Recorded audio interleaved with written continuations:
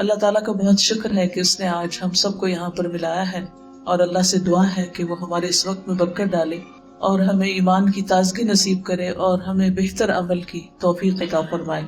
आज का ये दर्स शादी के हवाले से है, इसलिए कुछ बातें घरेलू जिंदगी के हवाले से करूंगी, लेकिन इंशाअल्लाह नबी सल्लल्लाहु अलैहि वसल्लम की ये तालीमात जो आपके सामने इंशाअल्लाह रखूंगी, अगर हम इन सब को गौर से सुने और अपनी अमली जिंदगियों में इख्तियार करें तो हमारी आखिरत के साथ साथ हमारी दुनिया भी जन्नत बन सकती, दुनिया भी बेहतरीन बन सकती। जब मुझे दर्स की दावत दी गई तो मैंने पूछा कि उन्वान क्या हो, किस मौजू पर आप चाहते हैं, क्योंकि खुतबा निकाह पर बहुत सारे लेक्चर्स हो चुके हैं, कई दफा बात हो चुकी, तो कहा कि उस हदीस पर बेस कर लें कि खैरुकुम लिअहली, तुम में सबसे अच्छा वो है जो अपने घर वालों के लिए अच्छा है। ये एक ऐसी जबरदस्त हदीस है कि जिसमें हमें अपने आप को परखने का मौका दे दिया गया है। अगरचे ये बराह रास्त खिताब तो मर्दों से है कि वो मर्द सबसे अच्छा मर्द है जो अपने घर वालों के लिए सबसे अच्छा है, और आप सल्लल्लाहु अलैहि वसल्लम ने अपनी मिसाल देते हुए फरमाया व अना खैरुकुम लिअहली, और मैं तुम्हारे में से सबसे अच्छा हूँ अपने घर वालों को लिए। अना खैरुकुम लिअहली, और तुम सब की निस्बत मैं अपने घर वालों के लिए सबसे अच्छा हूँ। आमतौर पर एक अच्छे इंसान को उसके अखलाक और मामलात से पहचाना जाता है कि उसकी गुफ्तगू कैसी है, उसके मेल मिलाप का तरीका कार क्या है, उसका बोलने का तरीका क्या है, वो खुशी में किस तरह रिएक्ट करता है, वो गम में कैसे रिएक्ट करता है, वो खौफ के मौके पर, वो मुख्तलिफ कैफियत के मौके पर किस तरह बिहेव करता है। दूसरी तरफ ये भी है कि हमारा सबसे ज्यादा वास्ता अपने घर वालों से पड़ता है। हम दिन रात उनके सामने होते हैं, हम प्रिटेंड नहीं कर सकते, हम उनके सामने कुछ और नहीं बन के दिखा सकते, हम वही होते हैं जो होते हैं। और चूंकि एक लंबा अरसा उनके साथ गुजरता है तो वो हमारी अच्छाइयों बुराइयों दोनों से वाकिफ हो जाते हैं, हमारी कमजोरियों से भी और हमारे स्ट्रेंथ्स जो हैं उनसे भी वाकिफ हो जाते हैं। इसलिए अच्छाई का ये मेयार अच्छा खासा कड़ा मेयार है, और इस पर पूरा उतरना एक मुश्किल काम है। जिन लोगों से हमारा थोड़ी देर के लिए मेलजोल होता है, अगर उनकी कोई बात बुरी भी लग जाए तो हम आमतौर पर दरगुजर कर जाते हैं और कहते हैं थोड़ी देर की तो बात है, चलो छोड़ो जाने दो। अगरचे जब बातें बुरी पुख्ता हो जाए तो वहाँ भी इंसान कुछ न कुछ दूसरे को तकलीफ दे ही देता है, लेकिन खुसूसी तौर पर जब इंसान किसी ऐसे माहौल में हो कि जहाँ दिन रात का वास्ता है तो वहाँ पर बहुत सारी चीजें बर्दाश्त करना बहुत मुश्किल भी हो जाता है। लेकिन ये नामुमकिन नहीं। अगर ये मुमकिन न होता तो नबी सल्लल्लाहु अलैहि वसल्लम ये मेयार न देते, ये क्राइटेरिया न देते कि किस तरह अपने आप को परखो। हसन बसरी कहते हैं कि अल्लाह के नजदीक पसंदीदा बंदे वो हैं जो अपने अहलो अयाल को सबसे ज्यादा फायदा पहुंचाने वाले हैं। अमूमन होता है कि जिसकी तरफ से हमें तकलीफ पहुंचती है फिर हमें उसके साथ एहसान करना भी ज्यादा मुश्किल लगता है, उसके साथ भलाई करना भी मुश्किल लगता है। बड़ी बड़ी खैर और भलाई तो क्या, हम एक स्माइल पास करना भी अपने लिए मुश्किल समझते नहीं, जिससे घर में नाराजगी हो, खसूसन शौहर बीवी के दरमियान के ताल्लुकात, तो उसमें कितना मुश्किल हो जाता है कि अगर कोई बात बुरी लग गई या किसी बात पर नाराजगी हो गई तो फिर हम दोबारा जल्दी से अच्छे होकर मुस्कुराहट का ही सदका कर दें। हालांकि अगर उसी से शुरू कर लें तो बहुत से मामलात आसान भी हो सकते हैं। अब ये है कि घर वालों के साथ अच्छे मामले या उनके हुकूक का ख्याल रखने को सबसे बेहतरीन इसलिए भी बताया गया कि उनका हक अदा करना हम पर फर्ज है, यानी मर्द पर फर्ज है कि वो अपनी बीवी के नान नफके का ख्याल रखे या उसको एक प्रोटेक्शन फराहम करे या ऐसा माहौल दे कि जिसमें वो बाइज्जत पुरसुकून जिंदगी बसर कर सके। ये शौहर की जिम्मेदारियों में से है। इसलिए जब वो अपनी ये जिम्मेदारी पूरी करता है तो उसके लिए अजर भी बड़ा है। इब्ने अब्बास कहते हैं कि नबी सल्लल्लाहु अलैहि वसल्लम ने फरमाया, तुम में सबसे बेहतर वो है जो अपनी बीवियों के लिए अच्छा है। एक नहीं, एक से ज्यादा रिवायात है कि जिससे पता चलता है कि अच्छाई का मेयार घर वालों के साथ अच्छा होना है। अच्छा होने के लिए क्या क्या करना पड़ता है, उसमें सबसे पहली चीज ये है कि शौहर अपनी बीवी से मोहब्बत करता।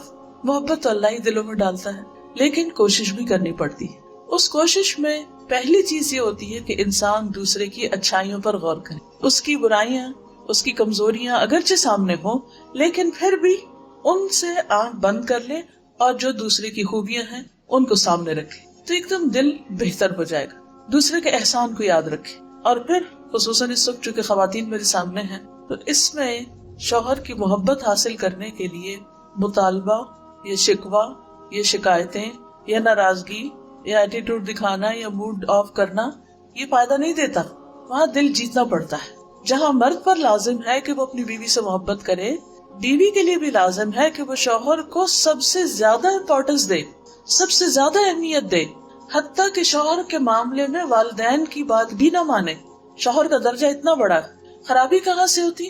صرف ایک طرف سے نہیں ہوتی، دونوں طرف سے ہوتی۔ بعض اوقات ہم اپنے کسی دکھ درد کو لے کے بیٹھے ہوتے کہ ہمارا فلاں مطالبہ پورا نہیں ہوا، یا ہم نے کہا تھا چیز لانے کے لیے، کرنے کے لیے وغیرہ وغیرہ، تو وہ نہیں ہماری بات مانی گئی، یا یہ ہے کہ ہماری بے عزتی کر دی گئی ہمارے پیرنٹس کے سامنے یا بہن بھائیوں کے سامنے، یا کوئی بھی شکایت ہو سکتی، شکایت کے 100 پہلو، یہ سب تو اپنی جگہ ہے۔ لیکن حقیقت یہ ہے اس کے باوجود ان چیزوں کو درگزر کر کے انسان اگر تھوڑی دیر کے لیے ان کو کنٹرول کر لے، جیسے شفا کے لیے کڑوی دوا بعض اوقات بہت ناگزیر ہو جاتی ہے، اسی طرح باہمی تعلقات کو اچھا کرنے کے لیے ایسی باتوں کو پی جانا بہت فائدہ دیتا ہے۔ اس سے انسان کی قدر اور زیادہ بڑھ جاتی، اس لیے تالی دونوں ہاتھوں سے بجتی ہے، دونوں کو ہی ایک دوسرے کی قدر کی ضرورت ہے۔ لیکن شوہر اگر اس معاملے میں پہل کر لے، کیونکہ وہ قوام ہے، اس نے گھر کا نظام درست کرنا ہے، تو معاملات جلد درست ہو سکتے ہیں، زیادہ بہتر ہو سکتے ہیں۔ اور پھر اس معاملے میں ہم دیکھتے ہیں کہ نبی صلی اللہ علیہ وسلم کا اسوہ حسنہ کیا ہے۔ عمرو بن العاص کہتے ہیں کہ میں نے نبی صلی اللہ علیہ وسلم سے دریافت کیا کہ آپ کو سب سے زیادہ محبت کس سے ہے؟ فرمایا عائشہ سے۔ سچ بولا آپ نے، اور اس محبت کا اظہار بھی کیا۔ تو انہوں نے پھر پوچھا اچھا مردوں میں سے کس سے؟ تو آپ نے فرمایا اس کے والد سے۔ اس کے بعد انہوں نے مزید بھی پوچھا، تو آخر میں وہ کہتے ہیں کہ اس سے اچھا تھا میں یہ سوال نہ ہی کرتا، کیونکہ آپ صلی اللہ علیہ وسلم نے تو اس معاملے میں بالکل جو درست بات تھی، جو اپنی درست فیلنگز تھی وہ بتائیں۔ اچھا بعض اوقات ہم سب یہی کرتے ہیں کہ اگر کسی سے محبت ہو بھی تو ہم اس کو ظاہر نہیں کرتے یا اس کو بتاتے نہیں ہیں، اس تک کنوے نہیں کرتے، جس کے نتیجے میں دوسرا شخص ساری زندگی بعض اوقات غلط فہمی کا شکار رہتا ہے۔ کچھ لوگوں پر یہ بہت بھاری ہوتا ہے کہ وہ اپنی زبان سے یا قلم سے یہ کہہ دے کہ میں آپ سے محبت کرتا ہوں، حالانکہ اس میں کیا جاتا ہے، لیکن شاید اس وجہ سے بھی نہیں کہہ پاتے کہ ہوتی نہیں یا وہ آتی جاتی ہے، لیکن اس میں انسان کو ایکسپریسو ہونا بہت ضروری ہے۔ اور اپنے ایسے جذبات کا اظہار اگر انسان پبلکلی بھی کر دے تو کوئی حرج نہیں ہوتا، کیونکہ نبی صلی اللہ علیہ وسلم نے سب کے سامنے یہ بات فرمائی۔ حضرت عائشہ کہتی ہے کہ رسول اللہ صلی اللہ علیہ وسلم قبرستان بقیع سے واپس تشریف لائے تو میرے سر میں درد تھا۔ میں نے کہا ہائے میرا سر پھٹا جا رہا ہے۔ آپ نے فرمایا تمہارا نہیں بلکہ میرا سر پھٹا جا رہا ہے۔ پھر فرمایا عائشہ اگر تم مجھ سے پہلے فوت ہو گئی تو تمہیں کوئی نقصان نہ ہوگا، تمہارے سارے کام میں خود کروں گا، تمہیں غسل دوں گا، تمہیں کفن پہناؤں گا، تمہاری نماز جنازہ پڑھاؤں گا اور تمہیں خود دفن کروں گا۔ اب شدید درد تھا آپ کو، اور آپ کو معلوم ہے کہ نبی صلی اللہ علیہ وسلم کا درد دوسرے انسانوں کے مقابلے میں دگنا ہوتا تھا۔ اس درد کے عالم میں، اس تکلیف کے عالم میں، جبکہ حضرت عائشہ کو بھی تکلیف ہے، آپ کیا فرماتے ہیں؟ اپنے کیئر اینڈ کنسرن شو کرتے ہیں، کیونکہ جب انسان بیمار ہوتا ہے نا تو موت بہت یاد آتی، اور آپ بقیع سے واپس آ رہے تھے، قبرستان سے واپس آ رہے تھے، تو اس موقع پر حضرت عائشہ کو کس قدر تسلی دیتے ہیں کہ میں صرف دنیا میں نہیں بلکہ تمہارے فوت ہونے کے بعد بھی تمہارے سارے کام کروں گا اور خود کروں گا۔ یہ جملہ کتنا بہترین جملہ ہے۔ ہم لوگوں کے ہاتھ عام طور پر موت کا ذکر کرنا برا سمجھا جاتا ہے، اور اگر کوئی شوہر ان الفاظ میں محبت کا اظہار کر دے تو وہ بیوی الٹا لے گی اور کہے گی اچھا تم میرے مرنے کے انتظار میں۔ بہرحال یہاں بھی آپ دیکھیے کہ الفاظ سے اظہار ہے، اور بعض اوقات صرف محبت نہیں بلکہ کیئر، کنسرن، خصوصاً اگر کوئی بیمار ہو، اگر شوہر بیمار ہو یا بیوی بیمار ہو یا تکلیف میں ہو۔ عام حالات میں تو ٹھیک ہے، ہر کوئی اچھی بات کر سکتا ہے، لیکن بیماری کی حالت میں، دکھ درد کی حالت میں اچھے الفاظ منہ سے نکالنا اور مشکل ہو جاتا ہے۔ حضرت عائشہ فرماتی ہے کہ میں حیض کی حالت میں پانی پیتی اور برتن نبی صلی اللہ علیہ وسلم کو دے دیتی، یعنی گلاس جس میں یہ پانی پیتی، آپ اسی جگہ سے منہ رکھ کر پانی پیتے جہاں سے میں نے منہ رکھ کر پانی پیا ہوتا تھا۔ یہ بھی محبت کے اظہار کا ایک طریقہ ہے۔ میں ہڈی سے گوشت کھا کر نبی صلی اللہ علیہ وسلم کو دے دیتی، یہ گوشت میں کھا لیتی، ہڈی آپ کو دے دیتی، آپ اسی جگہ سے کھاتے جہاں سے میں نے کھایا ہوتا تھا۔ یہ محبت کے چھوٹے چھوٹے انداز ہیں، جیسچرز ہیں کہ جس سے باہم ایک بانڈنگ سمجھ میں آتی، نظر آتی۔ پھر محبت میں یہ نہیں کہ کبھی کبھار انسان چند ڈائلاگز بول دے، بلکہ دوسرے کو کیئر، کنسرن کے علاوہ ٹائم بھی دے۔ وقت دینا ایک بہت اہم چیز ہے، کتنے بھی مصروف ہو۔ کیا ہم میں سے کوئی یہ کہہ سکتا کہ میری مصروفیت تو نبی صلی اللہ علیہ وسلم سے بھی زیادہ ہے؟ نعوذ باللہ، کوئی بھی نہیں۔ لیکن اس کے باوجود آپ دیکھیے کہ آپ صلی اللہ علیہ وسلم اپنے گھر میں وقت دیا کرتے تھے، اور آپ کی ایک سے زائد ازواج تھی، اور آپ روزانہ ہر ایک کو وزٹ کرتے تھے۔ تھوڑی دیر کے لیے سوچئے، اگر آپ کو دن میں 9 لوگوں کے پاس جانا پڑے تو کیا حال ہو. جا کے ان سے صرف اتنا ہی پوچھے کہ بھی کیا حال ہے، کیسی ہے. امپاسبل. ایک عام انسان تو اپنا ایک گھر کا خیال نہیں کر سکتا، کیونکہ ازواج کے چیمبرز الگ الگ تھے. پھر اسی طرح یہ ہے کہ خوشی کے موقع پر، تفریح کے موقع پر بھی خیال رکھتے. حضرت عائشہ کہتی ہے کہ ایک مرتبہ عید کے دن رسول اللہ صلی اللہ علیہ وسلم کے سامنے کچھ حبشی کرتب دکھا رہے تھے، کھیل کھیل رہے تھے. میں نبی صلی اللہ علیہ وسلم کے کندھے پر سر رکھ کر انہیں جھانک کر دیکھنے لگی. ابھی پبلک کی جگہ ہے تو نبی صلی اللہ علیہ وسلم نے اپنے کندھے میرے لیے جھکا دیے کہ اور آسانی ہو جائے. میں آپ کے کندھوں پر سے انہیں دیکھتی رہی اور جب دل بھر گیا تو واپس آ گئی. تو آپ نے مجبور نہیں کیا کہ نہیں تم ادھر ہی کھڑی رہو. آزادی بھی دی، اور جب وہ پاس کھڑے ہو کر دیکھنا چاہتی تھی تو اتنی دیر فیسلٹی بھی دی، آسانی بھی فراہم کی. کتنے مواقع ایسے ہوتے ہیں کہ ہم لوگ ایز اے فیملی گھروں سے باہر جاتے ہیں. وہ اصل ٹیسٹ کا وقت ہوتا ہے جب آپ کسی پکنک پہ ہوں یا کسی ایسی جگہ پر ہوں. تو اس موقع پر عموماً مشکل ہو جاتی ہے کیونکہ ہر ایک تھک جاتا ہے، یا کوئی پھر اپنی مرضی سے بیٹھنا اٹھنا چاہتا ہے، کھانا چاہتا نہیں کھانا چاہتا. تو بعض اوقات ہم دوسرے کو بہت مجبور کر دیتے ہیں کہ جو ہم چاہ رہے ہیں ویسا تم کرو، اس کی زندگی کو کنٹرول کرنے لگتے ہیں. تو اس سے دوسروں کے لیے بڑی مشکل ہو جاتی. محبت کا یہ مطلب نہیں ہوتا کہ کسی کو انسان پوزیس کر لے. یہ کانسیپٹ بہت غلط ہے کہ اس کی آزادی چھین لے. ہم کیا چاہتے ہیں محبت میں کہ بس جس شخص سے ہم نے محبت کر لی وہ ہمارا غلام بن جائے. وہ کھائے بھی ہماری مرضی سے، پیے بھی ہماری مرضی سے، اٹھے بھی بیٹھے بھی. ہمیں اگر ٹی وی دیکھنا ہے تو وہ لازمی ٹی وی دیکھے، اور اگر وہ ٹی وی دیکھنے میں ساتھ نہیں دے رہا تو پھر اس کو ہم سے محبت ہی نہیں. عام طور پر مردوں کو یہی شکایت ہوتی ہے نا بیوی سے. ان کو اخبار کا شوق ہوتا ہے، ٹی وی کا شوق ہوتا ہے، خبروں کا ہوتا ہے، دنیا بھر کی سیاست کا. تو عورتوں کے ان موضوعات سے عام طور پر دلچسپی نہیں ہوتی. تو پھر وہ بعض اوقات یہ ہوتا ہے کہ وہ کہتے ہیں کہ جی کوئی کمپیٹیبلٹی نہیں، بیوی کو کچھ سمجھ نہیں. تو اس میں مردوں کو عورتوں کی ذات یا ان کے مزاج یا ان کے خیالات یا ان کی دلچسپیوں کا لحاظ رکھنا چاہیے، جس طرح یہاں ہم دیکھتے ہیں کہ نبی صلی اللہ علیہ وسلم کر رہے ہیں. پھر اسی طرح حضرت عائشہ کہتی ہے کہ میں گڑیوں کے ساتھ کھیلتی تھی، میری سہیلیاں بھی آ جاتی اور میرے ساتھ کھیل کود میں شریک ہو جاتی، اور جو ہی وہ رسول اللہ صلی اللہ علیہ وسلم کو آتے دیکھتی تو چھپ جاتی. آپ انہیں پھر میرے پاس بھیج دیتے کہ وہ میرے ساتھ کھیلنے لگتی. اور آپ دیکھیے کہ کس قدر خیال رکھا جا رہا ہے بیوی کے شوق کا. کیونکہ حضرت عائشہ کم عمر تھی، اگرچہ وہ میچور بھی تھی، بہت سمجھدار تھی، بہت ذہین تھی، بہت سی باتیں بہت بچپن میں سیکھ گئی تھی، لیکن اس کے باوجود ابھی وہ بچی ہی تھی. آپ نے دیکھا ہوگا نا کئی بچے بہت چھوٹی عمر میں قرآن حفظ کر لیتے ہیں اور بہت سمجھدار اور میچور ہو جاتے ہیں، لیکن وہ اپنا کام بھی کرتے ہیں اور پھر تھوڑی دیر کے بعد کھیل کود میں بھی لگ جاتے ہیں. تو ہم ان سے کیا ایکسپیکٹ کرتے ہیں کہ بس اب یہ ہر چیز بڑوں کی طرح بہیو کرے؟ نہیں، ضروری نہیں ہوتا، کیونکہ ہر ایج کے کچھ تقاضے ہوتے ہیں، کچھ پسند اور ناپسند ہوتی، کچھ انسانی ضروریات ہوتی.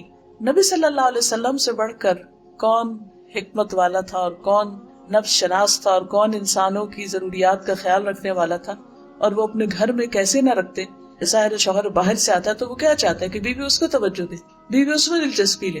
لیکن آپ آ کر بیوی کی دلچسپی کو دیکھ رہے ہیں کہ اس وقت وہ کھیل رہی ہے، اس کی دوستیں پاس ہیں تو وہ ان کو پاس ہونا چاہیے. اس سے ایک یہ بھی پتہ چلتا ہے کہ ایک عورت کو عام طور پر اپنی سہیلیوں میں، اپنی کلاس میٹس کے ساتھ، اپنی ہم عمر لڑکیوں کے ساتھ بات چیت گفتگو میں زیادہ مزہ آتا ہے بعض اوقات. یا وہ کہیں جانا چاہتی ہے یا کوئی سہیلی آنا چاہتی ہے تو بہت دفعہ شادی کے بعد گھروں میں لڑائی جھگڑے اس لیے بھی ہو جاتے ہیں کہ شوہر ان کو کہیں جانے نہیں دیتے، کسی سے بات نہیں کرنے دیتے. اتفاق سے آج ہی ایک خاتون میرے پاس آئی ہوئی تھی تو کہنے لگی کہ میرے میاں شادی کے بعد 2 سال تک وہ نہ مجھے کہیں جانے دیتے، نہ فون پہ کسی سے بات کرنے دیتے.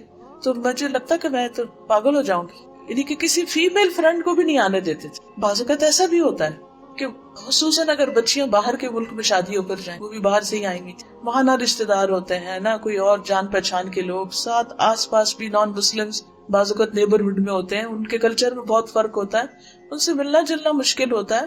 تو انسان کی فطرت میں ہے کہ وہ دوسروں کے ساتھ گھلے ملے، مل جل کے رہے، دوسروں کے ساتھ میل ملاقات اس کا رہے. کیونکہ مردوں کے لیے تو باہر بہت سا ایکسپوجر ہوتا ہے، اور کچھ نہیں تو 5 وقت اگر وہ مسجد نماز پڑھنے جاتے ہیں تو وہیں اپنی بہت سی باتیں شیئر کر لیتے ہیں. تو اسی طرح خواتین کو بھی ضرورت ہوتی ہے کہ وہ اپنی ہم جنس خواتین کے ساتھ گفتگو کریں، کیونکہ عموماً عورتیں زیادہ بولتی. بعض تحقیقات سے یہ بات پتہ چلتی ہے کہ ایک عورت کو دن میں کم از کم 70,000 لفظ بولنے ہوتے ہیں جب جا کے اس کی سیٹسفیکشن ہوتی. اب جب تک وہ بول نہیں چکتی تو وہ چپ نہیں بیٹھ سکتی، اسے بولنا ہے کسی کے ساتھ. مرد عموماً خاموش طبع ہوتے ہیں، ایکسیپشنل کیسز الگ ہیں. اب جب مرد گھر میں آتے ہیں تو وہ تو بولتے نہیں ہیں. اب وہ سارے دن کی انتظار میں بیٹھی، شوہر گھر ہے، شوہر آئے گا، کھانا کھائے گا، وہ اخبار اٹھائے گا، سو جائے گا. اس کو تو اتنی باتیں نہیں آتی. اور اگر وہ باہر کی شیئر بھی کرے گا تو وہ بیوی کی دلچسپی کی نہیں. تو یہ عورت کی بہت فطری ضرورت ہے کہ وہ اپنی جیسی، اپنی پسند کی، اپنے مزاج کی سہیلیوں کے ساتھ بات چیت کرے، کیونکہ وہ کپڑے کی بھی کرے گی، زیور کی بھی کرے گی، ریسیپی شیئر کرے گی، وہ بچوں کے مختلف مسئلے مسائل بھی ڈسکس کرے گی. اور اس سے اس کی مینٹل گروتھ ہوتی ہے، میچورٹی ہوتی ہے. اس کے کام کی نوعیت کے اعتبار سے اس کی یہ ضرورت ہوتی ہے. تو جو شوہر اپنی بیویوں کو ہر طرف سے بند کر لیتے ہیں، اپنے ہی کنٹرول میں رکھتے ہیں، حتیٰ کہ بعض اوقات ماں باپ سے بھی نہیں ملنے دیتے، یہاں تک بھی ظلم دیکھا گیا ہے، خاص روک دیا جاتا ہے کہ نہیں ماں باپ سے بھی نہیں ملنا. تو اب کیا ہوتا ہے، بیوی کا نروس بریک ڈاؤن ہوتا ہے، اس پہ فٹس پڑنے لگتے ہیں، اس کو بیمار ہونے لگتی ہے، وہ ڈپریشن میں آنے لگتی ہے، اور اس سے اور معاملات خراب ہوتے ہیں. اس لیے ہر معاملے میں اعتدال ضروری ہے. اور کوئی بھی خاتون کسی خاتون سے صرف شوہر کی یا سسرال کی برائیاں کرنے کے لیے دوستی کر لے، کیونکہ وہ تو یہی ہوتا ہے نا کہ اٹھایا فون اور کہا آج ساس نے یہ کیا، فلاں نے یہ کیا، فلاں نے یہ کیا. یہ بھی انتہائی غلط ہے، یہ رویہ بھی سخت ناپسندیدہ ہے. تو دونوں ہی طرف سے اعتدال ضروری ہے. پھر اسی طرح نبی صلی اللہ علیہ وسلم اس حد تک خیال رکھتے تھے کہ کبھی کبھار دوڑ بھی لگاتے تھے حضرت عائشہ کے ساتھ. حضرت عائشہ کہتی ہے کہ وہ ایک سفر میں نبی صلی اللہ علیہ وسلم کے ساتھ تھی، میں نے آپ کے ساتھ پیدل دوڑ لگائی اور میں جیت گئی. پھر میرا جسم بھاری ہو گیا کچھ، میں نے آپ کے ساتھ پھر دوڑ لگائی، اس مرتبہ آپ جیت گئے تھے. تو آپ نے فرمایا آج کی یہ جیت پچھلی ہار کا بدلہ ہے، یعنی میں نے بدلہ لے لیا. تو مذاق میں کہا. تو اب آپ دیکھیے کہ آج کے دور میں کوئی بھی مذہبی شخص یا دیندار شخص، اس سے یہ توقع نہیں کی جا سکتی کہ وہ اپنی بیوی کے ساتھ کہیں دوڑ لگائے یا کسی کھیل میں شریک ہو یا اس کو کھیل دکھائے. عموماً جب ہم دین کی طرف آتے ہیں تو ہم یہ سمجھتے ہیں کہ شاید دین صرف نماز روزے کا نام ہے، اور یہ جو دنیا کے معاملات ہیں یہ شاید اس کا حصہ نہیں. حالانکہ اگر ان کو بھی حدود کے اندر رہ کے کیا جائے تو یہ بھی عبادت ہے، کیونکہ نبی صلی اللہ علیہ وسلم کی سنت کی پیروی میں ہوگے نا. پھر اسی طرح یہ ہے کہ نبی صلی اللہ علیہ وسلم حضرت عائشہ کے آرام کا بہت خیال رکھتے تھے، کیونکہ عموماً جھگڑے، فساد، لڑائیاں چھوٹی چھوٹی باتوں پر ہوتے. اگر آپ کسی سے پوچھیں نا کہ میاں سے لڑائی تو کس بات پر ہوئی، جب میرے پاس کوئی اس طرح کا معاملہ لے کر تو میں کہتی تھی کیا مسئلہ کیا تھا، اور آپ یقین کریے کہ 90% چھوٹی سی کوئی بات ہوتی ہے جس سے کوئی معاملہ خراب ہو جاتا ہے. مثلاً اگر بیوی سو رہی ہے اور شوہر نے دھڑ سے دروازہ بند کر دیا تو وہ اٹھتے ہی سوئے سوئے غصے میں بولنا شروع کر دے گی، وہ غصے میں بولے گا، نیند خراب ہوگی، اٹھ کے ایک طرف چلا جائے گا، وہ دوسری طرف. تو یہ چھوٹے چھوٹے لڑائی جھگڑے جو ہیں یہ گھر کے ماحول کو خراب کر دیتے. حضرت عائشہ کہتی ہیں کہ نبی صلی اللہ علیہ وسلم میرے پاس میری باری کی رات میں تھے، آپ نے کروٹ لی اور اپنی چادر اوڑھ لی اور جوتے اتارے اور ان کو اپنے پاؤں کے پاس رکھ دیا اور اپنی چادر کا کنارہ اپنے بستر پر بچھایا اور لیٹ گئے، اور آپ اتنی ہی دیر ٹھہرے کہ آپ نے گمان کر لیا کہ میں سو چکی. آپ نے آہستہ سے اپنی چادر لی اور آہستہ سے جوتا پہنا، آہستہ سے دروازہ کھولا اور باہر نکلے، پھر دروازے کو آہستہ سے بند کیا. یعنی ہر چیز آہستہ سے، جوتے آہستہ سے اتارے، جوتے آہستہ سے پہنے، دروازہ آہستہ کھولا، دروازہ آہستہ بند کیا، آہستہ سے باہر نکلی. کتنے شوہر اور بیوی ہیں جو سوتے ہوئے ایک دوسرے کے لیے اتنے کیئرنگ ہو کہ دوسرا شخص سو رہا ہے تو مجھے اس کو ڈسٹرب نہیں کرنا. کچھ لوگوں کو نیند بڑی مشکل آتی ہے، کچھ کو نیند ایک دفعہ کھل جائے تو ان کو دوبارہ نیند نہیں آتی، کئی طرح کے نفسیاتی مسائل ہوتے ہیں. تو ایسی صورت میں دوسرے کا لحاظ رکھنا اور دوسرے کو اپنی ذات سے تکلیف نہ دینا، یہی گھریلو زندگی میں خوشحالی کا راز ہے. پھر اسی طرح آپ دوسروں کو بھی اس بات کی تلقین کرتے تھے کہ عورتوں کے ساتھ نرمی کا سلوک کیا جائے. حضرت انس کہتے ہیں کہ نبی صلی اللہ علیہ وسلم اپنی ازواج مطہرات کے پاس تشریف لائے. اونٹ ہانکنے والا اونٹوں کو تیز ہانک رہا تھا، جیسے کوئی ڈرائیور تیز ڈرائیو کر رہا ہو، جھٹکے لگ رہے اور دھکے پڑ رہے ہوں. اس کا نام انجشہ تھا. آپ نے فرمایا اے انجشہ، تیری خرابی ہو، تم اونٹوں کو آہستہ آہستہ چلاؤ، نازک آپ گینے سوار ہیں. ویحک یا انجشہ سوقت بالقواریر، قواریر کہتے ہیں کرسٹل کو، قواریر من فضۃ، یعنی خواتین جو ہیں ان کے دل شیشے کی طرح ہوتے، بہت جلدی ٹوٹتے. اور ایک حقیقت ہے کہ ہم سب اچھی طرح جانتے ہیں کہ چھوٹی سی بات بعض اوقات ہم محسوس کر لیں، بعض اوقات بڑی بڑی باتوں کی پرواہ نہیں کرتے، کیونکہ ہمارے مزاج کے اندر جسمانی تبدیلیوں کی وجہ سے بھی کئی تبدیلیاں آتی رہتی ہیں، کبھی پوسٹ نیٹل اور کبھی پیدائش کے بعد اور کبھی پریگنینسی میں اور کبھی پیریڈ سے پہلے اور کبھی اس کے بعد اور کبھی پھر جب مینوپاز شروع ہو جاتا ہے، بڑھاپے کے مسائل، 100 طرح کے مسائل ہوتے ہیں. عورت اپنی زندگی میں جسمانی اعتبار سے فزیکلی بہت ساری چینجز میں سے گزرتی ہے، تبدیلیوں میں سے اور حالت بدلنے سے، تو اس لیے بہت ضروری ہے کہ اس کے ان مخصوص حالات کا خیال رکھا جائے۔ پھر اسی طرح نہ صرف یہ کہ سواری کو آہستہ چلانے کی بات، بلکہ سواری پر سوار کراتے ہوئے بھی آپ مدد دیتے۔ حضرت انس کہتے ہیں میں نے دیکھا کہ رسول اللہ صلی اللہ علیہ وسلم حضرت صفیہ کی وجہ سے اپنے پیچھے اونٹ کی کوہان کے گرد اپنی ابا سے پردہ کیے ہوئے تھے۔ جب وہ سواری پر سوار ہوتی تو آپ اونٹ کے پاس بیٹھ جاتے اور اپنا گھٹنا کھڑا رکھتے۔ حضرت صفیہ اپنا پاؤں آپ کے گھٹنے پر رکھ کے سوار ہوتی۔ آپ دیکھیے کہ کس قدر کیئر ہے، کیونکہ کبھی آپ میں سے کوئی اونٹ پہ سوار ہوا نا، آپ کو معلوم ہوگا کہ اس کی سواری بہت مشکل ہے۔ تو ایون اونٹ پہ چڑھنا بھی ایک مشکل کام ہے، بیٹھے ہوئے اونٹ پہ چڑھا جاتے ہیں لیکن وہ بھی مشکل ہے۔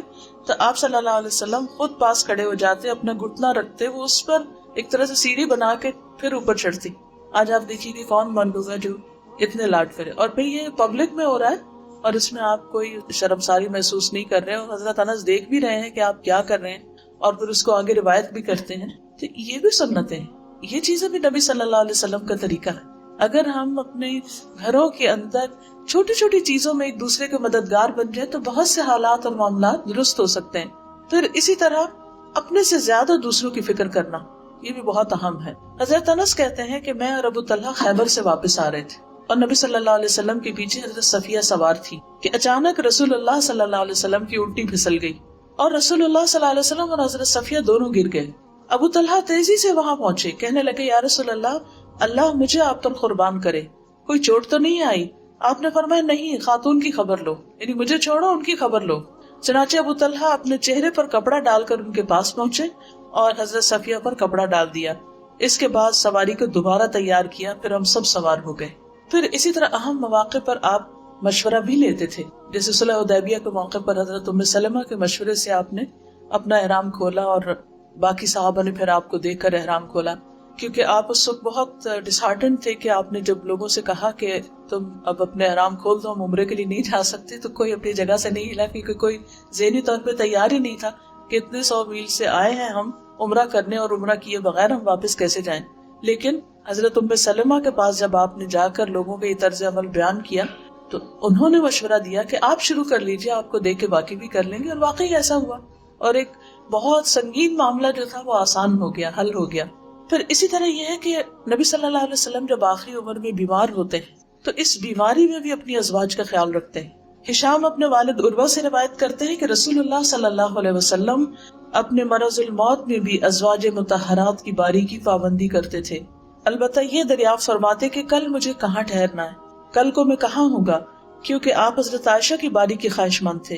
حضرت عائشہ فرماتی ہے کہ جب میرے یہاں قیام کا دن آیا تو آپ کو سکون ہو گیا، کیونکہ شاید اللہ کی طرف سے یہ حکم تھا کہ آپ وہیں پر ہی فوت ہوں گے اور وہیں پر دفنائے جائیں گے، اور پھر اللہ تعالیٰ نے ان کو یہ سعادت بخشنی تھی۔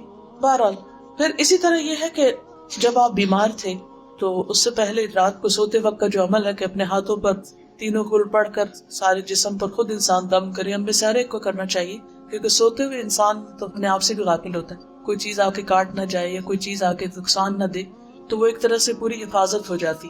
تو جب نبی صلی اللہ علیہ وسلم بیمار ہوئے تو آپ حضرت عائشہ کو کہتے کہ وہ پڑھے یا وہ آپ کے اوپر ہاتھ پھیرے۔ حضرت عائشہ کہتی ہے کہ نبی صلی اللہ علیہ وسلم اپنے گھر کے بعض بیماروں پر یہ دعا پڑھ کر دم کرتے اور اپنا دانہ ہاتھ پھیرتے، اے اللہ لوگوں کو پالنے والے، تکلیف کو دور کر دے، اسے شفا دے، تو ہی شفا دینے والا ہے، تیری شفا کے سوا کوئی شفا نہیں، ایسی شفا کہ کسی قسم کی بیماری نہ رہ جائے۔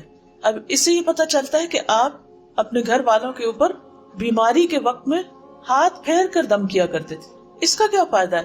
کیونکہ جو بیمار ہوتا ہے وہ ایک طرح سے اپنے آپ کو تنہا محسوس کرتا ہے، تکلیف میں محسوس کرتا ہے، تو ہاتھ کا جو ٹچ ہے اور ہاتھ پھیرنا جو ہے اس کے اوپر، یہ اس کے لیے باعث تسکین ہوتا ہے۔ حضرت عائشہ ہی کہتی ہے کہ رسول اللہ صلی اللہ علیہ وسلم کے گھر والوں میں سے جب کوئی بیمار ہوتا تو آپ معوذات پڑھ کر اس پر پھونک مارتے، پھر اسی طرح آپ گھر والوں کے لیے دعا بھی کرتے۔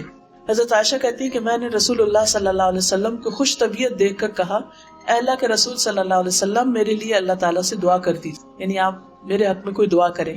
آپ نے فرمایا، اے اللہ عائشہ کے پہلے اور پچھلے اور اعلانیہ اور مخفی سب گناہ بخش دے۔ اور خوشی سے عائشہ رضی اللہ تعالیٰ عنہا نے پھر ہنسنا شروع کر دیا، یہاں تک کہ ان کا سر حضور صلی اللہ علیہ وسلم کی گود میں جا پڑا، یعنی اس دعا سے وہ اتنی خوش ہوئی۔ اچھا بعض اوقات گھر والے ہم سے کوئی چھوٹی سی چیز کا مطالبہ کرتے ہیں اور ہم اتنے بزی ہوتے ہیں کہ ہم بات بھی نہیں سنتے، اور خصوصاً جیسے بچے ہوتے ہیں نا کہ وہ کہتے ہیں کہ 1 منٹ کی بات، 1 منٹ کہتے ہیں جاؤ ابھی نہیں پھر آنا، وہ چھوٹا سا کام کہتے کرتے تو ہم کہتے ہیں ابھی کام یاد آیا آپ کو، ابھی تو مجھے یہ کرنا ہے، ہم تنگ آتے ہیں. تو ٹھیک ہے جب سٹریس ہو تو کسی کو نہیں کو مطالبہ کسی کام کا کرنا چاہیے، لیکن ایک دوسرے کے لیے سامنے دعا کرنا، بول کے دعا کرنا ایک دوسرے کے ساتھ ایک تعلق کو شو کرتا ہے. پھر اسی طرح حضرت عائشہ کہتی ہے کہ رسول اللہ صلی اللہ علیہ وسلم نے حضرت فاطمہ کا ذکر کیا تو میں نے ان کے بارے میں کوئی بات کہی، اس پر آپ نے فرمایا کیا تم اس پر راضی نہیں کہ تم دنیا اور آخرت میں میری بیوی رہو؟ حضرت عائشہ نے عرض کیا کیوں نہیں؟ آپ نے فرمایا تم دنیا اور آخرت میں میری بیوی. پھر اپنے بعد ان کے لیے فکر مند ہوتے تھے. حضرت عائشہ کہتی ہے کہ رسول اللہ صلی اللہ علیہ وسلم اپنی بیویوں سے فرماتے کہ اپنے بعد مجھے تمہارے معاملات کی فکر پریشان کرتی کہ جب میں دنیا میں نہیں ہوں گا، چونکہ وہ دوبارہ شادی بھی نہیں کر سکتی تھی اور اکثر کے والدین بھی نہیں تھے، اور حضرت ام سلمہ کی اولاد تھی لیکن باقی سب کی تو اولاد نہیں تھی، تو انہیں فکر ہوتی تھی کہ ان کو کون لک آفٹر کرے گا. فرمایا اور تم پر صبر کرنے والے ہی صبر کریں گے، یعنی تمہارے ساتھ اچھا سلوک کریں گے. لیکن ہم دیکھتے ہیں کہ ایک کے بعد ایک ازواج مطہرات نیکی کے کام کرتے، خیر اور بھلائی کے ساتھ وقت گزار کے دنیا سے رخصت ہوئیں. پھر یہ کہ آپ اپنی ازواج کا نان نفقے کا خیال رکھتے تھے. حضرت عمر کہتے ہیں کہ بنو نذیر کے باغات وغیرہ ان اموال میں سے تھے جن کو اللہ تعالیٰ نے اپنے رسول کو بغیر لڑے دے دیا تھا. یہ اموال خاص طور سے رسول اللہ صلی اللہ علیہ وسلم کے تھے، جن میں سے آپ اپنی ازواج مطہرات کو سالانہ نفقہ کے طور پر بھی دیتے اور باقی ہتھیار اور گھوڑوں پہ خرچ کرتے تاکہ اللہ کے راستے میں جہاد کے لیے ہر وقت تیاری رہے. یعنی جو آپ کا مال تھا اس میں سے آپ نے سب کا باقاعدہ ایک طرح سے نفقہ مقرر کر رکھا تھا. تو اس سے بھی پتہ چلتا ہے کہ شوہر چاہے بیوی کو روزانہ کچھ دے، چاہے ہفتہ وار دے، چاہے مہینے میں دے، چاہے سال میں دے، کچھ بھی دے، لیکن اس کی ذمہ داری ہے کہ بیوی کی ضروریات کا خیال رکھے، اور اس میں کھانے کپڑے کے علاوہ بھی اس کی اپنی پسند سے کوئی چیز لینے کے لیے بھی اس کو اجازت دے. داؤد بن قیس کہتے ہیں کہ میں نے ازواج نبی کے حجروں کو دیکھا، یہ کھجور کی چھڑیوں کے تھے، گھاس وغیرہ سے ڈھکے ہوئے تھے، اور میرا خیال ہے کہ حجرے کی چوڑائی دروازے سے دیوار تک 6-7 ہاتھ ہوگی، لمبائی اندر سے 10 ہاتھ اور بلندی 7 اور 8 کے مابین یا اسی کے قریب. بس اتنے گھر تھے.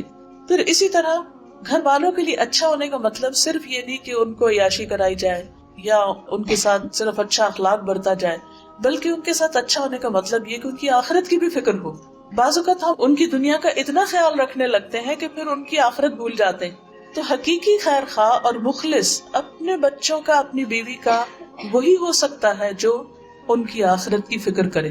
ہم سب کو بھی اپنا اپنا جائزہ لینا چاہیے کہ ہم اپنے بچوں کی یا گھر والوں کی دنیا کے لیے تو بہت غمگین ہوتے ہیں، اس کی تو بہت فکر کرتے ہیں، لیکن عام طور پر آخرت کے بارے میں غافل ہو جاتے ہیں کہ وہ کس طرف جا رہے ہیں.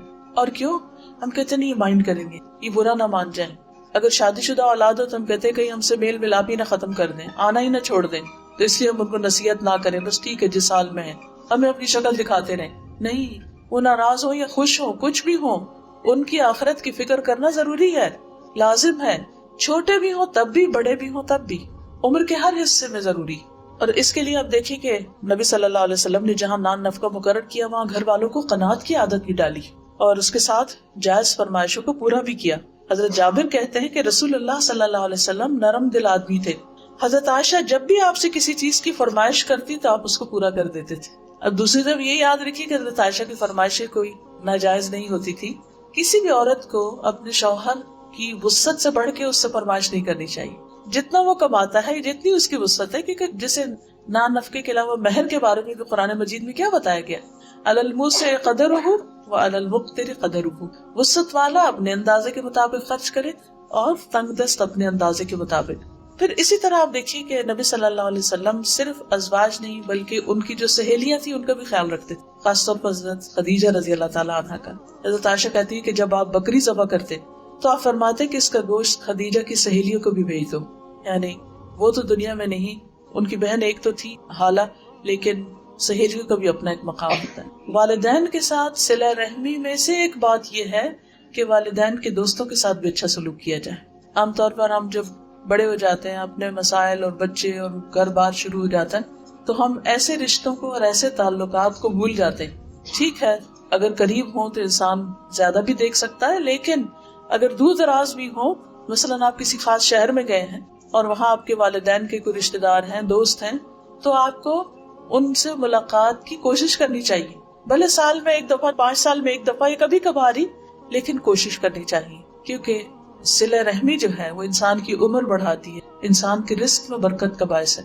حضرت انس کہتے ہیں کہ نبی صلی اللہ علیہ وسلم کے پاس کوئی چیز لائی جاتی تو آپ فرماتے فلاں عورت کو دے آؤ، جو حضرت خدیجہ کی سہیلی تھی، فلاں عورت کو دے آؤ، وہ خدیجہ سے محبت کرتی تھی۔ سوچئے کہاں تک کیئر اور کنسرن ہے۔ حضرت عائشہ کی سہیلیوں کو تو کھیلنے کے لیے کہتے تھے کہ آپ آؤ کھیلو، حضرت خدیجہ جو فوت ہو چکی تھی ان کی سہیلیوں کو ہدیے وغیرہ بھجوایا کرتے تھے۔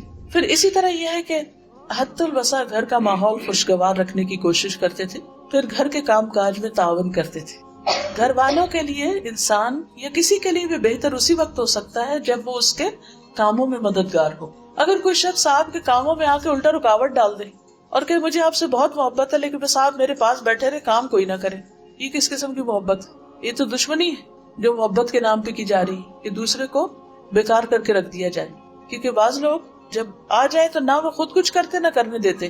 اس کے برعکس بہت سے لوگ ایسے ہوتے ہیں کہ جو دوسروں کا بہت خیال رکھتے ہیں اور ان کے کاموں میں لگ جاتے ہیں۔ نبی صلی اللہ علیہ وسلم حالانکہ مردوں کے اوپر فرض تو نہیں ہے کہ گھر کے کام کریں، لیکن وہ گھر آ کر آرام سے بیٹھ نہیں جاتے تھے اور صرف آرڈر نہیں کرتے رہتے تھے، اچھا چائے لے آؤ، پانی لے آؤ، فلاں لے آؤ۔ بیوی کو خادمہ کی طرح نہیں ٹریٹ کرتے تھے۔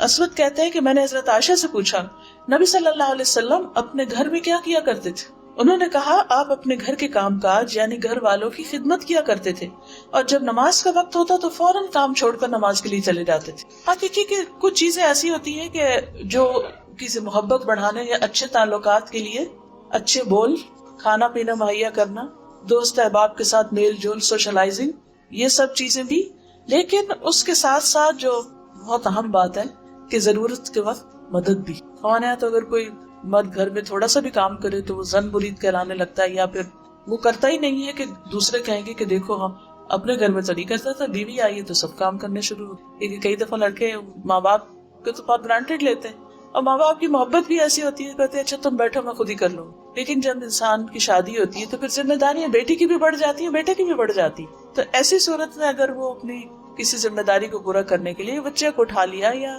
بیوی کا کوئی کام کر دیا یا اس کو باہر کہیں لے گیا یا اس کا کوئی خیال رکھا، تو دوسرے گھر والوں کو بھی اس کے اوپر تعاون کرنا چاہیے۔ ہمارے یہاں عام طور پر اس کو مائنڈ کیا جاتا ہے، یعنی پاکستانی کلچر میں، تو یہ درست نہیں ہے۔ حضرت عائشہ سے کسی نے پوچھا کہ رسول اللہ صلی اللہ علیہ وسلم گھر میں ہوتے تو کیا کرتے تھے؟ انہوں نے کہا کہ نبی صلی اللہ علیہ وسلم بھی انسانوں کی طرح انسان تھے، وہ اپنے کپڑوں کو صاف کرتے تھے، بکری کا دودھ دھو لیتے اور اپنے کام خود کرتے تھے۔ ایک اور روایت میں آتا ہے آپ جوتا سلائی کر لیتے، قمیص کو خود پیوند لگاتے اور فرماتے جس نے میری سنت سے اعراض کیا وہ مجھ سے نہیں۔ یعنی اس چیز کو بھی انہوں نے اپنی سنت بتایا کہ اپنا کپڑا استری کر لیں یا اپنے کپڑے نہانے کے بعد فرش پر پھینکنے کی بجائے واشنگ باسکٹ میں ڈالیں۔ یہ چھوٹے چھوٹے کام عموماً آپ دیکھیے کہ یہ جو چھوٹی چھوٹی چیزیں ہوتی ہیں بعض اوقات بیویاں انہی سے بہت خوش ہو جاتی ہیں۔ مثلا شوہر نے صبح اٹھ کر اپنا کمبل خود طے کر دیا تو آپ دیکھیں گے کہ بیوی کے دل کا حال کیا ہوگا، وہ کہے گی نہیں چھوڑیے میں خود ہی کر لوں گی۔ لیکن اگر وہ نہ کرے اور چھوڑ کے اٹھ جائے تو پھر اس کو خیال آئے گا کہ اتنا بھی نہیں میری مدد ہو سکتی۔ یعنی اگر شوہر تھوڑی سی بھی محبت دکھائے تو بیوی اس سے کئی گنا زیادہ دکھائے گی، کیونکہ عورت کی فطرت میں ہے، یہ کیئر ہے، محبت ہے، خدمت ہے، یہ اللہ نے اس کے اندر رکھ دی ہے خاندان کے نظام کو اچھا چلانے کے لیے۔ پھر اسی طرح آپ صلی اللہ علیہ وسلم اپنے کپڑے کو پیوند بھی لگا لیتے اور سی بھی لیتے تھے۔ اب تو یہ کام عورتوں کو بھی نہیں آتا، تو آپ سوچیے کہ ہم کتنے پیچھے ہیں۔ پھر اسی طرح گھر والے جو کھانا دیں اس پہ راضی ہو جاتے۔ جابر کہتے ہیں کہ نبی صلی اللہ علیہ وسلم نے اپنے گھر والوں سے سالن طلب کیا کہ سالن لاؤ۔ انہوں نے کہا ہمارے پاس سوائے سرکے کے کچھ نہیں۔ آپ نے سرکہ منگوا لیا، اس سے روٹی کھانی شروع کر دی، فرمانے لگے بہترین سالن سرکہ، بہترین سالن سرکہ۔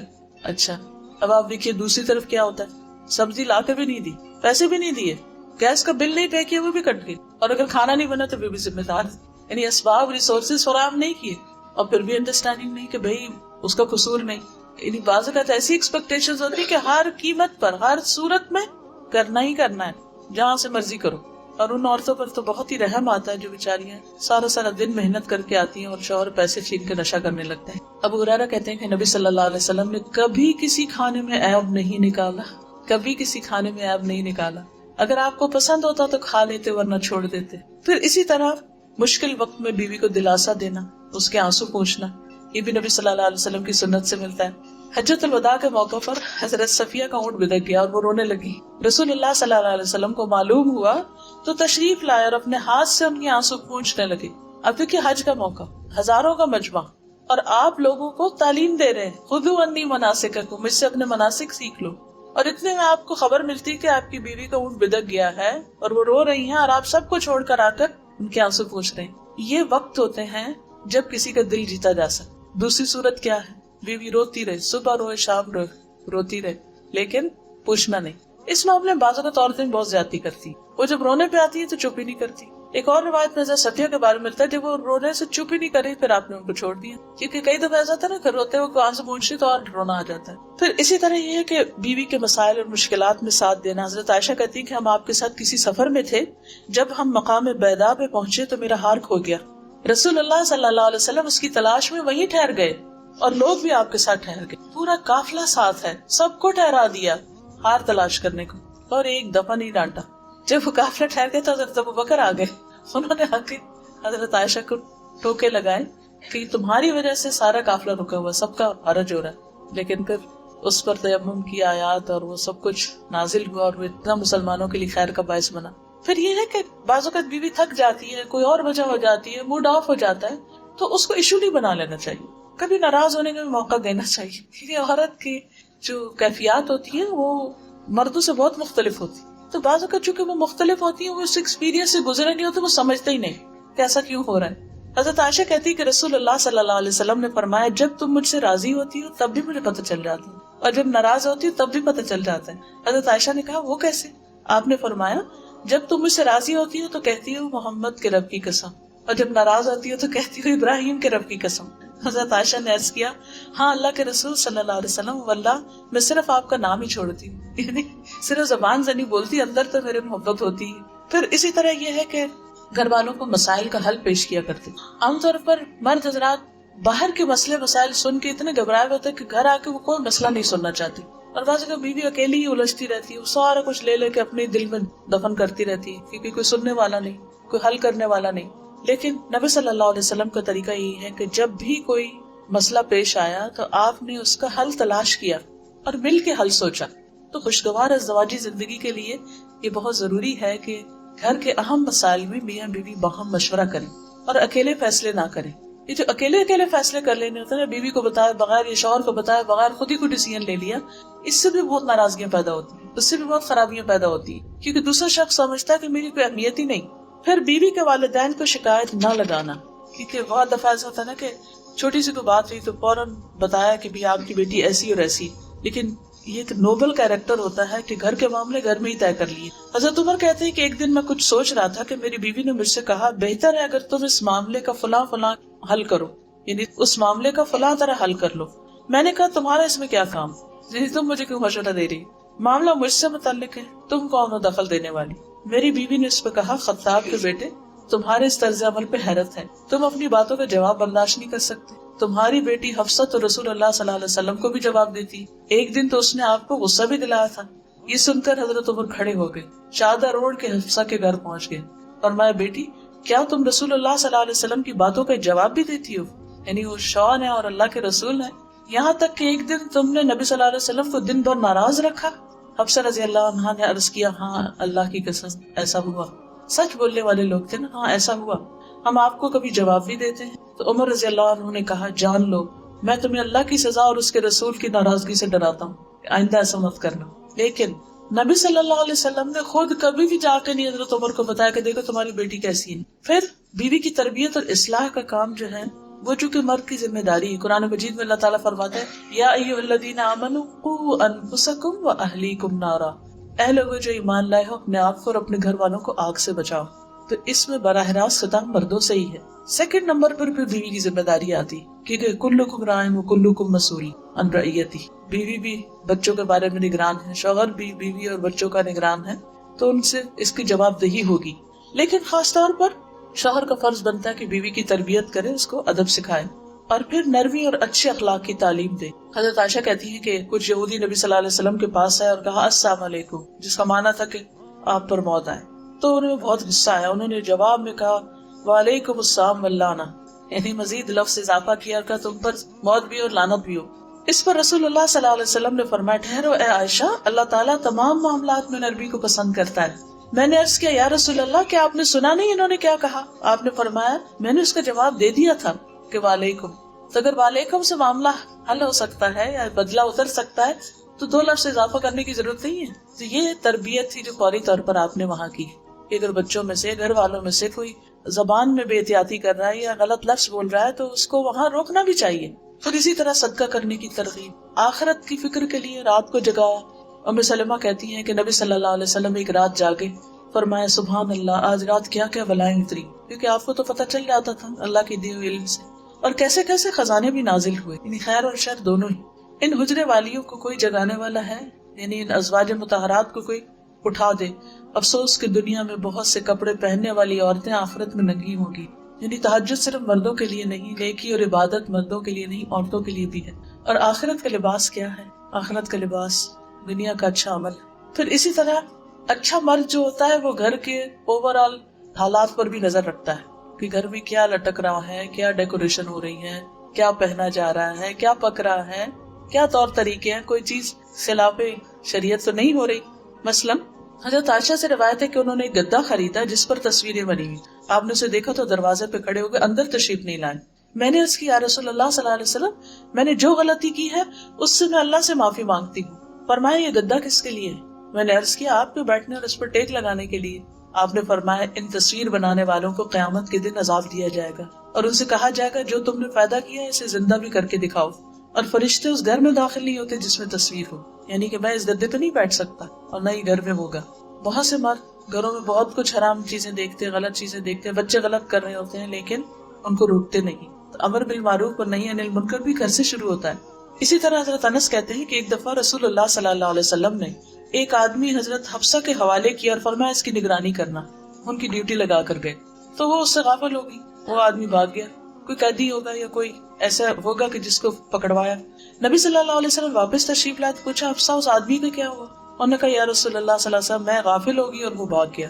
نبی صلی اللہ علیہ وسلم نے فرمایا تمہارے ہاتھ ٹوٹ جائیں، یعنی کہ غصے میں آیا۔ نبی صلی اللہ علیہ وسلم کے جانے کے بعد انہوں نے اپنے ہاتھ اونچے کر لیے۔ تھوڑی دیر بعد نبی صلی اللہ علیہ وسلم آئے تو پوچھا حفصہ تمہیں کیا ہوا، یہ ہاتھوں کا ایسے کیوں کیا ہوا؟ انہوں نے کہا یا رسول اللہ صلی اللہ علیہ وسلم آپ نے کچھ دیر پہلے مجھ سے ایسے اور ایسے کہا تھا کہ تمہارے ہاتھ ٹوٹ جائیں۔ آپ نے فرمایا اپنے ہاتھ کھول لو، میں نے اللہ سے یہ کہہ رکھا ہے کہ میں اپنی امت میں سے جس کسی کو بھی کوئی بد دعا دوں وہ اس کے حق میں مغفرت کا سبب بنا دے، یعنی اس پر لگے نہیں ہو، کیا رحمت تھی۔ پھر اسی طرح غلط کام پر صرف ناراض نہیں ہوئے بلکہ کفارہ بھی بتایا۔ حضرت عائشہ کہتی ہے کہ صفیہ رضی اللہ تعالیٰ عنہا نے حضور صلی اللہ علیہ وسلم کی خدمت میں کھانا بھیجا جبکہ وہ حضرت عائشہ کی باری تھی۔ حضرت عائشہ کے گھر میں تھے آپ، حضرت صفیہ نے کھانا بھیجا، انہوں نے جب لونڈی کو دیکھا تو غصے سے کانپنے لگی کہ یہ کیوں کھانا آیا ہوا۔ تو کہتی یہاں تک کہ میں نے غصے میں برتن توڑ دیا۔ رسول اللہ صلی اللہ علیہ وسلم نے میری طرف دیکھا تو مجھے آپ کے چہرے پر غصے کے آثار نظر آئے کہ یہ کیا کیا ہے۔ میں نے کہا میں اللہ کے رسول صلی اللہ علیہ وسلم سے اللہ کی پناہ میں آتی، یعنی اللہ کے رسول کی غصے سے اللہ کی پناہ میں آتی کہ وہ آج مجھ پر لعنت کرے یا مجھے کوئی برا بھلا کہے۔ پھر میں نے عرض کیا اللہ کے رسول صلی اللہ علیہ وسلم اس کا کفارہ کیا ہے؟ فرمایا برتن جیسا برتن، کھانے جیسا کھانا، اب کھانا بناؤ اور برتن لو اور اس میں ڈال کے واپس کرو۔ پھر اسی طرح کسی کو تسلی دیتے، کسی کو سرزنش کرتے۔ حضرت انس کہتے ہیں کہ حضرت حفصہ نے حضرت صفیہ کو یہودی کی بیٹی کہا، حضرت صفیہ سن کے رونے لگی۔ نبی صلی اللہ علیہ وسلم تشریف لائے تو حضرت صفیہ رو رہی تھی، پوچھا صفیہ کیوں رو رہی؟ انہوں نے عرض کیا حفصہ نے مجھے کہا کہ میں یہودی کی بیٹی۔ نبی صلی اللہ علیہ وسلم نے فرمایا تم تو نبی کی بیٹی ہو، تمہارے چچا بھی نبی ہیں اور تم نبی کی بیوی بھی، آخر وہ کس بات پر تم سے فخر کرتی؟ پھر آپ نے فرمایا حفصہ اللہ سے ڈرو۔ آپ نے نبی کی بیٹی کس طرح کا؟ حضرت موسیٰ کی اولاد میں سے تھے، اور ہارون چچا، اور نبی کی بیوی یعنی خود حضور صلی اللہ علیہ وسلم، یعنی تمہاری شان اور تمہارا درجہ تو بڑا ہے۔ پھر اسی طرح یہ ہے کہ ایک اچھا شوہر اور اچھا خامد جو ہوتا ہے وہ بچوں کے لیے بھی اچھا ہوتا ہے اور بچوں کے ساتھ شفقت اور محبت کو سلوک کرتا ہے۔ بعض اگر میاں لوگ تھکے ہوئے آتے ہیں، گھر میں اگر شور ہو تو ڈانٹ ڈپٹ سے کام لیتے ہیں، اس سے بچے اور زیادہ باپ سے دور ہو جاتے ہیں۔ وہ یہ دیکھتے ہیں کہ باپ آتا ہے تو ماں بھی کہتی چپ ہو جاؤ، سارے سہم پہ بیٹھ جاتے ہیں اور گھر میں ایک عجیب سی فضا پیدا ہو جاتی۔ لیکن اس کے برعکس نبی صلی اللہ علیہ وسلم بچوں کے ساتھ شفقت اور محبت کا سلوک کیا کرتے تھے۔ ابو ہریرہ کہتے ہیں کہ رسول اللہ صلی اللہ علیہ وسلم نے حسن بن علی کو بوسہ دیا، آپ کے پاس اقرا بیٹھے ہوئے تھے، کہنے لگے کہ میرے 10 بیٹے، میں نے کسی کو بوسہ نہیں دیا۔ تو آپ نے ان کی طرف دیکھا اور فرمایا جو رحم نہیں کرتا اللہ اس پر رحم بھی نہیں کرتا، یعنی آپ بچوں کو اٹھاتے، پیار کرتے، ساتھ لگاتے، چومتے. ام سلمہ کی بیٹی تھی زینب، تو آپ ان کو زوینب زوینب کہا کرتے تھے، یعنی تصغیر کے ساتھ پیار سے بلاتے. پھر بچوں کی عزت بھی کیا کرتے تھے، ان کو رسپیکٹ دیتے. ام المومنین حضرت عائشہ کہتی ہے کہ میں نے عادات، چال چلن اور بات چیت میں سب سے زیادہ مشابہ حضرت فاطمہ کو پایا. نبی صلی اللہ علیہ وسلم بہت زیادہ آپ سے ریزمبل کرتے تھے، چلنے میں، بیٹھنے میں، لین دین میں، ہاتھ کے اشاروں میں. جب وہ آپ کے پاس آتی آپ ان کے لیے کھڑے ہو جاتے، بیٹی کے لیے کھڑے ہو جاتے، ان کا ہاتھ پکڑتے، انہیں بوسہ دیتے، انہیں اپنی جگہ بٹھاتے. جب آپ ان کے ہاں جاتے تو وہ اٹھ کر آپ کی طرف بڑھتی تھی، آپ کا ہاتھ پکڑتی، بوسہ دیتی اور آپ کو اپنی جگہ بٹھاتی. یہ تھا باپ بیٹی میں محبت کا تعلق. آج آپ دیکھیے کہ ہمارے گھروں میں کیا واقعی بیٹیوں کے ساتھ ایسا سلوک کیا جاتا ہے؟ یہ امت کے مرد بھی اپنی بیٹیوں کے ساتھ یہ سلوک کر رہے ہیں؟ اگر نہیں تو فکر کی بات، کیونکہ یہ بھی آپ کی محبت کی شرط ہے کہ آپ کے طور طریقے بھی اختیار کیے جائیں. پھر نمازیوں کو کندھے پہ چڑھا لیتے. حضرت امامہ کے بارے میں آتا ہے، جیسے زینب کی بیٹی تھی، آپ نماز میں ہوتے تو ان کو بٹھا لیتے اپنے کندھے پر، رکوع پہ جاتے تو اتار دیتے، جب کھڑے ہوتے پھر چڑھا لیتے، حالانکہ آپ امامت کر رہے ہوتے تھے. بچے نماز کی حالت میں آپ کی پشت پہ سوار ہو جاتے اور آپ اپنا سجدہ لمبا کر دیتے تھے جب تک وہ اٹھتے نہیں تھے. بڑے بچوں کو بھی پیار سے اپنی چادر کے نیچے گھسا لیتے تھے. جیسے ایک دفعہ آپ نے حضرت حسن حسین کو چھپایا اور حضرت علی آئے تو آپ نے ان کے اوپر بھی اپنا کپڑا کر دیا. لیکن اس کے ساتھ ساتھ ان کو ادب بھی سکھاتے تھے، یعنی صرف پیار ہی نہیں، لاڈ ہی نہیں، بلکہ تمیز بھی سکھائی. حضرت عمر بن ابی سلمہ کہتے ہیں کہ میں بچہ تھا اور میں آپ کی پرورش میں تھا، تو میں جب کھانا کھاتا تو سارے برتن میں ہاتھ گھماتا، تو آپ فرماتے کہ بسم اللہ پڑھ کے کھاؤ، اپنے آگے سے کھاؤ اور دائیں ہاتھ سے کھاؤ. یعنی بچے اگر کھانے کی میز پر بدتمیزی کر رہے ہیں یا صحیح سے نہیں کھا رہے تو صرف ماں کا فرض نہیں کہ بیچاری کانشیس ہو کے اور تکلیف اٹھائے اور بار بار وہ اس کی اصلاح کرے، بلکہ باپ کو بھی اس وقت اپنا رول پلے کرنا چاہیے. پھر اسی طرح یہ کہ حلال حرام کی تمیز. حضرت حسن نے ایک مرتبہ کھجور اپنے منہ میں لے لی تھی تو آپ نے اس کو کھا کر یہ صدقہ کی کھجور ہے اور اس کو کہہ کے نکلوا دیا. پھر اسی طرح بچوں سے محبت کو بھی اعلان کہتے ہیں. آپ فرماتے فاطمہ میرے جسم کا ٹکڑا ہے، اس لیے جس نے اسے ناحق ناراض کیا اس نے مجھے ناراض کیا. پھر داماد کے ساتھ آپ کا معاملہ بہت اچھا تھا، حضرت علی رضی اللہ تعالیٰ عنہ کے ساتھ. پھر حضرت ابو العاص کے ساتھ آپ ان کی تعریف کرتے تھے. آپ نے بنی عبد شمس یعنی بنی امیہ میں سے اپنے داماد ابو العاص کا ذکر کیا اور اس کی تعریف کی اور خوب کی. پھر آپ نے فرمایا اس نے مجھ سے بات کی تو سچی کی، وعدہ کیا تو پورا کیا. پھر اسی طرح حضرت علی رضی اللہ تعالیٰ عنہ ایک دفعہ حضرت فاطمہ سے ناراض ہو کر تو مسجد میں جا کے سو گئے، تو آپ صلی اللہ علیہ وسلم فوراً اٹھے اور خود جا کر ان کو تلاش کیا. دیکھا تو وہ زمین پر لیٹے ہوئے ہیں اور ان کے جسم پر مٹی بھی لگ چکی ہے. تو رسول اللہ صلی اللہ علیہ وسلم ان کے جسم سے دھول کو جھاڑ رہے تھے اور فرما رہے تھے اٹھو ابو تراب، اٹھو ابو تراب. یعنی یہ نہیں کیا کہ بیٹی کی بیعت کے باتیں سننے لگے کہ اچھا پھر ناراض ہوئے تو کیوں تم بھی ناراض ہو جاؤ، یا نہیں تمہاری پرواہ کرتے تو آؤ میں تم سے اتنی محبت کرتا ہوں گھر واپس آ جاؤ. یہ محبت نہیں ہوتی. عام طور پر ہم انتہائی درجوں پہ پہنچ جاتے ہیں کہ بس ٹھیک ہے اگر یہ بات ہے پھر اس کے بعد معاملہ ختم. دیکھیے ہم سب انسان ہیں، غلطیاں ہوتی ہیں، کمی بیشی ہوتی ہے، لیکن یہ رشتے بہت پیارے رشتے ہوتے ہیں. ان کا ایک لحاظ احترام رکھنا چاہیے اور ہر بات میں انتہا درجے پہ نہیں پہنچنا چاہیے. پھر ایک اچھا شوہر جو ہوتا ہے، ایک اچھا مرد جو ہوتا ہے، وہ اپنے خادموں کے ساتھ بھی اچھا ہوتا ہے، سرونٹس کا بھی خیال رکھتا ہے. اب آپ دیکھیے کہ حضرت انس جو ہیں وہ 10 سال آپ کے پاس رہے اور وہ کیا کہتے ہیں کہ کبھی آپ نے اف تک نہیں کی، یعنی مجھے ڈانٹا نہیں، کبھی مجھ سے ناراض نہیں ہوئے، کبھی میرے پہ سختی نہیں کی. اور کبھی کبھی وہ بچے تھے تو جو کام نہیں بھی کرتے تھے تو آپ ان کے اوپر سختی نہیں کرتے تھے، پیار سے دوبارہ یاد دلا دیتے. جیسے بچوں کو کام کرنا کہتے اچھا کرتے پھر بھول جاتے، پھر ہم ڈانٹتے اچھا تم نے سنا نہیں تھا. حضرت انس کہتے ہیں کہ میں 9 سال آپ کی خدمت میں رہا، مجھے نہیں یاد کہ آپ نے کبھی مجھ سے کہا کہ تم نے ایسا ایسا نہیں کیا، اور نہ کبھی کسی چیز کے بارے میں مجھ پر عیب لگایا. پھر کسی کام کے غلط ہونے پہ ملامت نہیں کرتے تھے. حضرت انس کہتے ہیں کہ میں نے نبی صلی اللہ علیہ وسلم کی خدمت کی، اس دوران اگر مجھے کسی کام کا حکم دیا اور مجھ سے لیٹ ہو گیا یا وہ کام نہیں کر سکا تو آپ نے مجھے کبھی ملامت نہیں کی. اگر اہل خانہ میں سے کوئی شخص ملامت کرتا تو آپ فرماتے اسے چھوڑ دو، اگر تقدیر میں یہ کام لکھا ہوتا تو ضرور ہو جاتا، یعنی ٹیک اٹ ایزی. اگر نہیں کر سکا تو اللہ کا حکم نہیں تھا، یعنی اس سے معاملے کو ٹال دیتے تھے، آسانی کر دیتے تھے اس کے لیے، بے وجہ روک ٹوک نہیں کرتے تھے. ایک یہ چیز بچوں کی کریٹیوٹی کو مار دیتی ہے. ہم اپنے گھروں کو اتنا ایک بت خانہ بنا کے رکھ دیتے ہیں کہ ہر طرح کے اس میں ڈیکوریشن پیس سجا دیتے ہیں، پھر بچہ ہاتھ لگانے اس کو پکڑ کے روکتے، پھر بچے کو روکتے، پھر بچے کو روکتے. اس بچے کی جو آگے بڑھنے کی صلاحیت ہے وہ ختم ہو جاتی. تو اپنے گھروں کو چائلڈ فرینڈلی بنائیں، ان چیزوں کو ہٹا دیں اور بچے کو آزادی دیں، یا پھر ان کو تمیز سکھائیں اور وہ ہاتھ نہ لگائیں. آپ نے دیکھا کہ کچھ گھروں میں سب کچھ رکھا ہوتا ہے اور بچے ٹرین ہو جاتے ہیں کہ نہیں اس چیز کو نہیں کھیلنا، کسی اور چیز سے کھیلنا ہے. تو دونوں طریقوں میں ان کی ٹریننگ ضروری ہے، بجائے اس کے کہ یا تو آپ گھر کو بالکل یہ کھنڈر ویرانہ بنا دیں اور یا پھر یہ کہ ان کو ہر وقت ڈانٹ ڈپٹ سے کام لیں. دونوں ہی طریقے ٹھیک نہیں. پھر آپ کے بارے میں آتا ہے کہ آپ نے کبھی کسی عورت اور خادم پہ ہاتھ نہیں اٹھایا تھا. تو بیویوں کو مارنا یا بچوں کو مارنا جو ہے انتہائی ناپسندیدہ. پھر خادموں کی ضروریات پوری کیا کرتے تھے. پھر یہ ہے کہ ان کے وقت میں سے کسی اور کو حصہ نہیں دیتے تھے. تو family time is family time, الا یہ جہاد پہ جاتے یا کوئی اور ضروری کام ہوتا. حضرت عائشہ کہتی کہ ایک رات آپ نے فرمایا عائشہ مجھے چھوڑو کہ میں آج رات اپنے رب کی عبادت کروں. میں نے کہا مجھے آپ کے پاس رہنا بھی پسند ہے اور آپ کی خوشی بھی پسند ہے. تو آپ اٹھے، وضو کیا، نماز پڑھنے کھڑے ہو گئے اور آپ نے مسلسل رونا شروع کیا، یہاں تک کہ آپ نے اپنی گود تر کر لی. یعنی اتنا روئے کہ آپ کے کپڑے تر ہو گئے. کہتی ہے کہ آپ نماز میں بیٹھے روتے رہے روتے رہے. حضرت عائشہ کہتی ہے کہ پھر آپ برابر روتے رہے یہاں تک کہ زمین بھی تر کر لی. اتنا روئے. اتنے میں بلال رضی اللہ عنہ نے آپ کو فجر کی نماز کے لیے بلایا. انہوں نے جب آپ کو روتے ہوئے دیکھا تو عرض کیا اللہ کے رسول آپ رو کیوں رہے؟ آپ کے تو اگلے پچھلے سارے گناہ معاف ہو چکے ہیں. فرمائے کیا میں اللہ کا شکر گزار بندہ نہ بنوں؟ نعمتوں کی شکر گزاری پر بھی رونا چاہیے. آج ہی رات مجھ پر ایک آیت نازل ہوئی، تباہی اس کے لیے جو اسے پڑھے اور اس پر غور و فکر نہ کرے. ان فی خلق السماوات والارض. پھر آپ دیکھیں کہ ہر والوں کے بیچ میں ہوتے ہوئے آپ کی سب سے زیادہ دعا یہ ہوتی تھی کہ یا مقلب القلوب ثبت قلبی علی دینک. اور حضرت ام سلمہ کہتی ہے کہ آپ اکثر یہ دعا کرتے تھے، یعنی آپ کی یہ دعا سب سے زیادہ ہوتی. اب ام سلمہ رضی اللہ تعالیٰ عنہ نے یہ دعا سنی.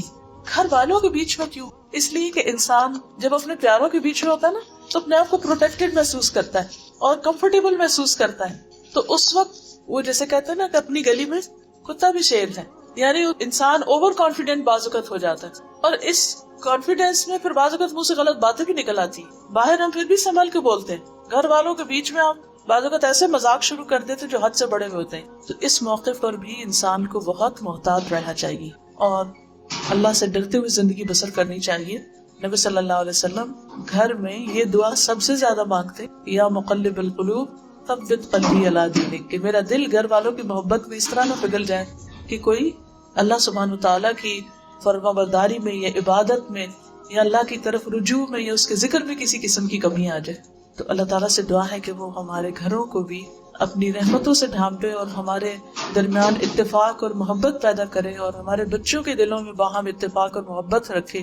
اور یہ جب شادی ہونے والی ہے اللہ تعالیٰ اس جوڑے کو بہت بہترین اور مثالی جوڑا بنائے اور ان کو نیک اولاد عطا فرمائے اور اپنے والدین کی آنکھوں کی ٹھنڈک بنائے اور دین و دنیا کی خوبیاں اور بھلائیاں نصیب فرمائے اور ہر طرح کے شر اور تکلیف اور بری تقدیر سے محفوظ رکھے. اور اللہ تعالیٰ دنیا کے ساتھ ساتھ آخرت کو بھی بہت بہترین بنا دے. وآخر دعوانا الحمد للہ رب العالمین.